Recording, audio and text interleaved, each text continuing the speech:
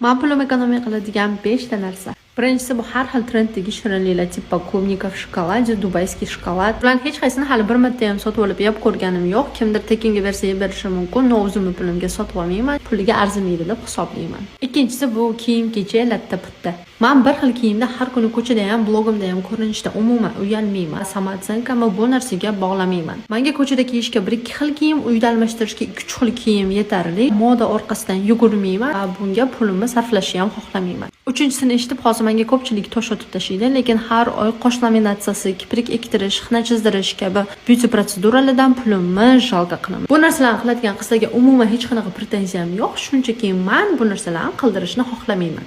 Menda uходовый kosmetika ham, dekorativniy kosmetika ham bittadan bittasi tugasa ikkinchisini sotib olaman. Polkamga 100 talab qatorlashtirib terib qo'ymayman va buni pulni isrof qilish deb hisoblayman. Va beshinchisi bu har kuni kafe, restoranlarda ovqatlanish. Bir marta restoranda ketkaziladigan pulga bir haftalik uyga produkta qilish to'g'riroq deb hisoblayman. Sizlar pulinglarni nimada ekonomiya qilasizlar? Kommentariyada yozib qoldiringlar.